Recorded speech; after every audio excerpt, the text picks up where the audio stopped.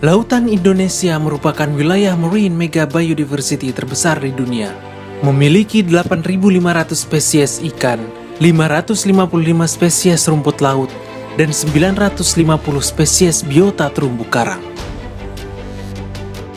Meski demikian, keanekaragaman hayati ini tidak dapat tetap bertahan jika kita tidak bijak dalam pengelolaannya. Sekitar 25% perikanan dunia saat ini ditangkap secara berlebihan. Kementerian Kelautan dan Perikanan melalui Rencana Aksi Nasional menetapkan sejumlah spesies laut terancam punah ke dalam prioritas konservasi nasional. Di antaranya adalah dugong. Dugong adalah sejenis mamalia laut yang merupakan salah satu anggota Sirenia atau sapi laut yang masih bertahan hidup dan mampu mencapai usia 22-25 tahun. Dugong menjadi hewan buruan selama beribu-ribu tahun karena daging dan minyaknya. Siklus hidup yang panjang, angka kelahiran yang rendah, serta laju kerusakan lamun di Indonesia berkontribusi terhadap meningkatnya ancaman kepunahan dugong. Termasuk hewan purba karena telah ada di bumi ini selama lebih dari 150 juta tahun lamanya. Hampir semua jenis penyu termasuk ke dalam daftar hewan yang dilindungi oleh undang-undang nasional maupun internasional, karena dikhawatirkan akan punah disebabkan oleh jumlahnya makin sedikit. Tidak banyak regenerasi yang dihasilkan seekor penyu. Dari ratusan butir telur yang dikeluarkan oleh seekor penyu betina, paling banyak hanya belasan tukik atau bayi penyu yang berhasil sampai ke laut kembali dan tumbuh dewasa.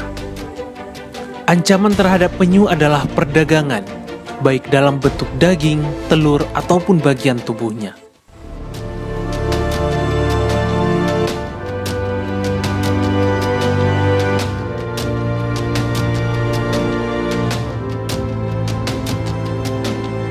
Paus tergolong mamalia laut dengan tubuh yang besar. Ancaman utamanya adalah perburuan untuk diambil daging dan minyaknya yang mahal, tabrakan dengan kapal, serta kerusakan laut akibat sampah dan global warming. Pada tanggal 19 November 2018, kematian seekor paus sperma sepanjang 9,6 meter dengan 5,9 kg plastik di perutnya. Parimanta.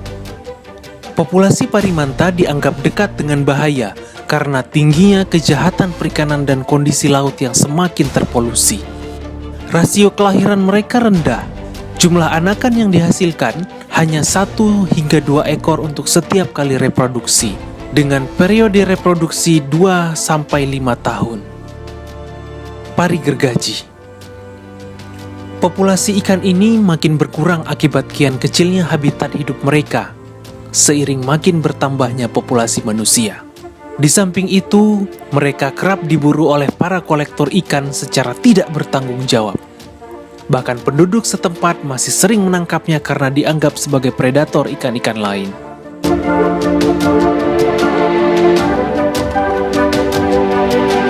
Di Eropa, ikan ini dikenal dengan nama ikan herring. Adalah ikan penghuni perairan estuarin yang banyak dijumpai di Pulau Bengkalis Riau. Populasinya saat ini sangat menurun, bahkan sedikit sekali yang dapat ditangkap oleh nelayan. Hal ini disebabkan penangkapan secara terus-menerus terhadap terubuk guna diambil telurnya. Harga jual telur ikan terubuk kering bahkan mencapai Rp2.500.000 per kilogramnya. Populasi kuda laut terancam karena penangkapan yang berlebihan. Kuda laut dimanfaatkan pada herbologi tradisional Tiongkok, dan sebanyak 20 juta kuda laut telah ditangkap setiap tahunnya untuk keperluan ini. Padahal, impor-ekspor kuda laut telah diatur dalam CITES sejak 15 Mei 2004 yang lalu. Teripang biasa dikenal juga dengan timun laut. Untuk pasar internasional, teripang diperdagangkan sebagai bahan pangan karena nilai gizi dan rasa yang lezat. Kadar protein daging teripang adalah 82%. Dan kandungan lemak tidak jenuh yang baik untuk kesehatan jantung. Banggai cardinal fish. Masyarakat setempat menyebutnya capungan atau bibisan. Daerah penyebarannya sangat terbatas di wilayah Sulawesi Tengah bagian timur, tepatnya di Kepulauan Banggai. Karena itu, spesies ini termasuk endemik dan tidak ditemukan di tempat lain di dunia. Lola. Lola merupakan siput laut yang berukuran besar dengan cangkang berulir. Cangkang Lola yang terdiri dari lapisan mutiara merupakan bagian Lola yang bernilai ekonomis. Inilah yang menyebabkan Lola sering diburu dan dijadikan sebagai mata pencarian penduduk setempat. Bambu laut merupakan salah satu jenis karang lunak yang banyak tumbuh di Indonesia, khususnya di bagian Sulawesi, Maluku, dan Papua. Bambu laut banyak dimanfaatkan sebagai bahan farmasi karena banyak mengandung kolagen dan senyawa protein. Karang hias. Pada tahun 2018, 36,18% terumbu karang alam Indonesia dalam status rusak. Karang masuk ke dalam daftar Appendix 2, yang artinya walaupun dalam perdagangan internasionalnya adalah legal, namun perdagangannya harus dikontrol secara ketat untuk mencegah terjadinya eksploitasi yang dapat mengakibatkan punahnya jenis-jenis karang tersebut. Ikan sidat. Perairan Indonesia menjadi salah satu tempat di dunia yang menjadi lokasi berkembang biak ikan sidat. Ikan tersebut memiliki rupa seperti belut sawah dan bisa hidup di perairan tawar maupun asin. Meski terdengar asing di telinga kita, ikan sidat menjadi menu favorit di Jepang dengan nama unagi. Harga jual yang tinggi dan kandungan gizi yang baik menjadi faktor ikan ini banyak diburu tanpa memperhatikan kelestariannya. Kima merupakan genus kerang-kerangan berukuran besar penghuni perairan laut hangat. Pemerintah telah menetapkan kima dalam kelompok satwa yang dilindungi. Kandungan protein yang sangat tinggi menjadi sumber makanan sehat bagi manusia di muka bumi. Maka tidak heran bila kima menjadi bahan makanan yang sangat mahal dan sering dijadikan menu khusus di restoran-restoran mewah. Hiu memiliki karakter biologis yang spesifik seperti berumur panjang, fekunditas rendah, jumlah anakan sedikit, lambat dalam mencapai matang kelamin dan pertumbuhannya lambat. Sehingga, sekali terjadi overeksploitasi, sangat sulit bagi populasinya untuk kembali pulih. Tingginya harga sirip hiu di pasaran makin meningkatkan perburuan hiu dan mengancam kelestarian stoknya di alam. Ikan Napoleon. Ikan Napoleon atau biasanya disebut Napoleon race atau Humphead race adalah salah satu komoditas unggulan yang memiliki nilai ekonomis tinggi.